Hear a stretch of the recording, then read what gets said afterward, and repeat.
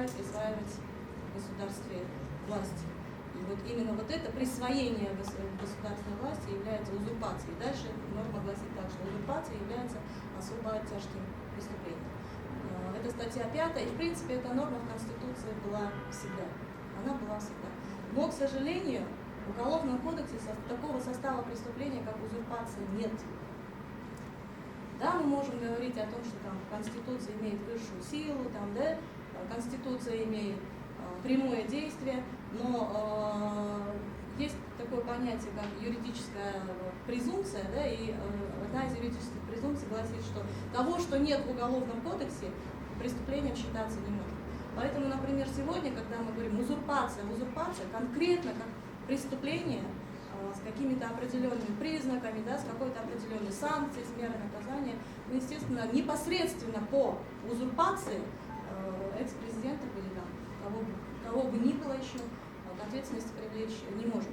Поэтому сегодня у меня вот это первое предложение в связи с этим. Я думаю, что мы должны извлечь из этого уроки, потому что мы думали, что после 2010 года уже все, вот таких вот процессов узурпации власти быть не должно. Мы верили в это, но при этом вы видели, что произошло. То есть, если, как правило, узурпацию понимают как насильственный захват власти, и в Уголовном кодексе есть такая норма, да? Насильственный захват власти, насильственное изменение конституционного строя. И, к сожалению, вот под этим понятием насильственный захват власти, насильственное изменение конституционного строя, к сожалению, под этим подразумевается именно вооруженный захват, применение насилия, применение силы. Но если брать шире и смотреть на нашу ситуацию, это вот как бы юридические рамки, через которые мы не можем выйти.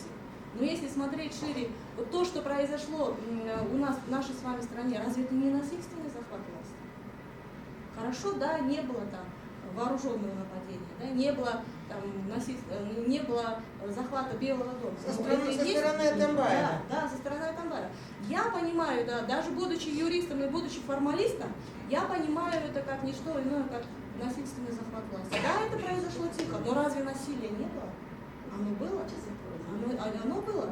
Поэтому одно из моих предложений сегодня в резолюции, я думаю, мы должны это отразить, необходимо требовать от Кенеша, чтобы в новом уголовном кодексе обязательно была вот эта норма.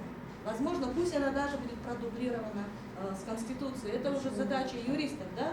Ее сконструировать правильно, определить ее признаки, определить ее санкции. Санкции могут утяжеляться по мере квалифицирующих признаков. Если это происходит там с применением оружия, то, конечно, здесь уже и наказание должно быть гораздо суровое.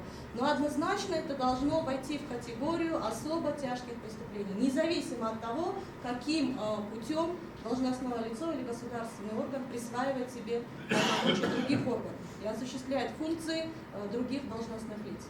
Это очень важно, и мы почему-то не обращали на это внимание, что есть в Конституции, но при этом она была быть продублирована в Уголовном кодексе, но, к сожалению, в Уголовном кодексе ее нет. Конечно, мы не можем сейчас говорить, что если эта норма в Уголовном кодексе появится, мы можем ее применить к Атамбаеву. Нет, мы применить ее не сможем. Но это будет очень важной превентивной мерой, такой упреждающей мерой, что это должно быть. Вы же видите, сегодня создается такая ситуация, мы говорим узурпация, но конкретно за узурпацию мы человека привлечь к ответственности не можем. И тем более, вы, наверное, заметили, об этом неоднократно говорили, Умирбек Текебаев недавно сказал, да, что он, правда, очень мягко выразился, то, что процедура привлечения экс-президента сегодня к ответственности, она гораздо сложнее, чем президента. В отношении президента импичмент может быть осуществлен по любым преступлениям, не имеет значения тяжесть преступления, абсолютно не имеет значения. А здесь вот только за особо тяжкие преступления. Я не знаю, каким образом это произошло, вы знаете, я не могу понять, кто, я вот пыталась выяснить, а кто вот это вот внес какой-то там, потому что вначале в проекте не было, это потом уже в результате чтения вошла вот эта формулировка, и непонятно, кто-то хотел создать подушку безопасности для ныне действующего президента, или кто-то намеренно включил эту норму для того, чтобы осложнить ситуацию. То есть это вопрос, в котором надо разбираться. Но однозначно это было сделано намеренно, потому что не может быть такого, что, пожалуйста, да, он может совершить там кучу всяких преступлений, да, но мы не можем его привлечь, нам нужно обязательно инкриминировать ему особо тяжкое преступление. И, естественно, сегодня работа комиссии существенно затруднена. Потому что теперь надо уже искать признаки особо тяжкого преступления. Хотя здесь вообще проблем с тем, чтобы что вменять Атамбаеву, я думаю, здесь вообще никаких проблем с этим нет. Но проблема есть в том, какой тяжести преступления мы инкриминируем. Злоупотребление, превышение, это все не относится к особо тяжким преступлениям. И вторая проблема, которую я хотела бы сказать, и это основная проблема, по поводу которой мы с вами собрались. Да? Мы об узурпации говорили много, и, наверное, еще какой-то период мы будем об этом говорить, пока вот эта ситуация не будет разрешена. Но очень важно понимать, что узурпация приносит свои последствия. Узурпация приносит государству колоссальный вред. Мы молча наблюдали за тем, как после вот этих событий, радикальных событий в государстве, глава государства присвоил себе полностью все властные полномочия и уже не скрывал этого.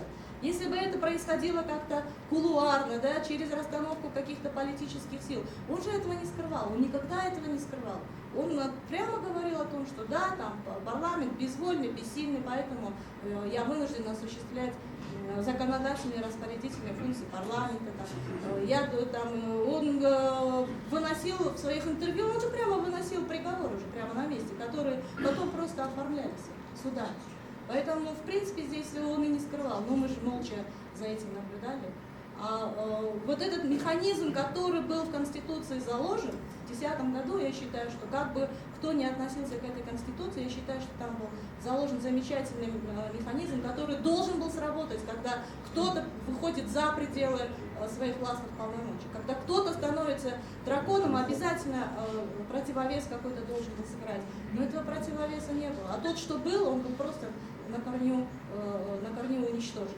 Поэтому главное, что сегодня мы должны вынести из всех этих процессов, это в первую очередь, это вопрос реабилитации. Мы должны этого требовать. Если сегодня уже Джогорку Кенеш признает, что да, узурпация не бывает сама по себе, узурпация обязательно приносит последствия. И в первую очередь это касается интересов государства, интересов отдельных лиц. Вот здесь эти лица сидят. Вспомните историю советских государств. Развенчивание культа личности Сталина, да? Признание того, что были репрессии, признание того, что очень много людей пострадали из-за убеждения и просто так. И начался очень такой длительный процесс реабилитации этих лиц, и который продолжается по сегодняшний день. Вот сейчас мы должны, и сколько мы еще будем ждать? 40 лет, как в Советском Союзе. Поэтому сегодня нужно поднимать вопросы о том, что если Джогорку Кенеш признает факт узурпации, а это, я считаю, имеет историческое значение, значит, вслед за этим нужно признавать, что есть жертвы узурпации. И нужно требовать реабилитации, начинать процесс реабилитации. Не загонять себя в рамки законов, потому что существующие законы в Кыргызстане не предполагали такого. Не предполагают такого, понимаете? Это, мы же не знали, что будут такие гонения, что будет такая узурпация. Поэтому если опираться на законы, то это только через там, определенные механизмы, там, вновь открывшиеся обстоятельства, там, еще новые обстоятельства. Но сейчас этого нет. Поэтому узурпация не является, к сожалению, законом государства вновь открывшимся обстоятельствам. Поэтому должно приниматься политическое решение и, возможно, даже волюнтаристское решение для того, чтобы добиваться реабилитации и восстановления жертв узурпации власти. Я думаю, это вот сегодня должно быть наша главная повестка дня, потому что, честно сказать, уже вот эту тему о том, что власть узурпировала, и Атамбаев вот это сделал, то сделал, это уже тема, она исчерпана. Все, уже есть признание в парламенте, и сейчас уже нужно думать о том, как нивелировать последствия, как восстановить права жертв узурпации. И третий немаловажный вопрос, который очень муссируется, и я хочу высказать по этому вопросу свое мнение. Я уже до этого сказала, что тот механизм, который должен был сработать в отношении президента, да, который узурпировал власть, этот механизм не сработал. Ну, здесь умные, образованные люди, и я думаю, нет никакой необходимости объяснять причины этого, но это нисколько не снимает ответственности парламента, потому что главным противовесом в узурпации власти, в системе разделения властей, главным противовесом парламенту, президенту является, конечно, парламент. Но парламент у нас молчал, он молча дал ему возможность всю эту власть узурпировать, он бездействовал, а временами он очень активно действовал. Вы видели это на примере внесения изменений в Конституцию, когда партия СДПК инициировала. Потом им понадобилось заключение Конституционной палаты, хотя сегодня по нынешнему закону мы специально это внесли в закон, чтобы как раньше Конституционная палата просто так, вот знаете, заключение не давала.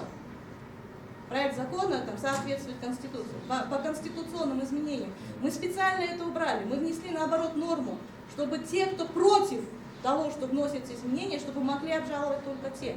И чтобы они доказывали, что да, вот этот проект противоречит Конституции, Конституцию менять нельзя. Но произошло с точностью наоборот. Произошло точно так же, как было до 2010 года. Несмотря на то, что стоял вот этот барьер, стояло вот это ограничение. Они наплевали на законы, СДПК обратилась в Конституционную палату. Вместо того, чтобы по требованиям закона писать, что да, мы оспариваем, да, мы считаем, что вот этот проект закона противоречит, они просят Конституционную палату признать конституционным, подтвердить, что Конституцию можно менять, и можно менять именно вот таким образом. И что делает Конституционная палата? Не признает ответчика, не бывает судебного процесса без ответчика в Конституционной палате. Обязательно есть ответчик. Они не признают ответчика, потому что сам ответчик к ним обращается. Вот мы написали вот этот проект закона, и мы вас просим подтвердить, что это конституционно. И весь процесс проходит без ответчика, не бывает такого. И вот сегодня эти же лица, да, которые посягнули на святая святых, на самое главное, на основной закон государства, они сегодня сидят в парламенте и говорят об узурпации. Поэтому я думаю, что мы должны поддержать тех, кто поднимает вопрос об ответственности парламента. Узурпация никогда не происходит одним человеком. Для узурпации создаются благоприятные условия. Узурпация способствует. И вы знаете, прекрасно знаете, ближайших соратников Атамбаева, ныне действующего президента, которые этой узурпации способствовали. Поэтому я призываю вас к тому, чтобы поднимать вопросы об ответственности этих лиц. И самый главный вопрос, самое главное, вот сегодня опять читаю, что там депутаты СДПК готовятся к выборам. Какие выборы? Мы когда-нибудь будем думать об ответственности. Хорошо, ладно, невозможно их привлечь к уголовной ответственности. Но если вы допустили такое в государстве, если вы развалили государственную систему, вы развалили весь механизм государства, вы способствовали узурпации власти, на каком основании вы имеете право идти еще на какие-то выборы? На каком основании? Когда мы будем поднимать вопрос политической и конституционной ответственности?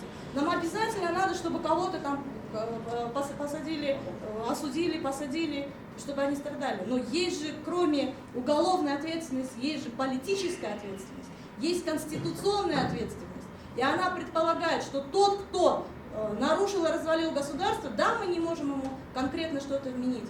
Он должен просто выпасть из этого политического поля. Он просто не имеет права дальше идти на выборы. У нас одни и те же лица сменяются, и поэтому продолжаются те же самые тенденции. Несмотря на то, что мы говорим, произошла революция. Потому что одни и те же люди, они сохраняют одни и те же тенденции. И все вот так вот, знаете, идет вот по кругу, по замкнутому кругу, из которого мы никак не можем вырваться. Поэтому я вас, как прогрессивных людей, которые постоянно дают интервью, да, которые просвещают людей, думаю, мы должны вот в этом направлении усилить свою деятельность. Должны усилить, мы должны показывать лицо этих, не только там, знаете, все ополчились на Атамбаева и все. Нет, в этом очень большая ответственность парламента. И надо честно признать, что государственная система развалена до оснований. Мы дошли до абсурда. Вы же видите, что происходит с прокуратурой, судами.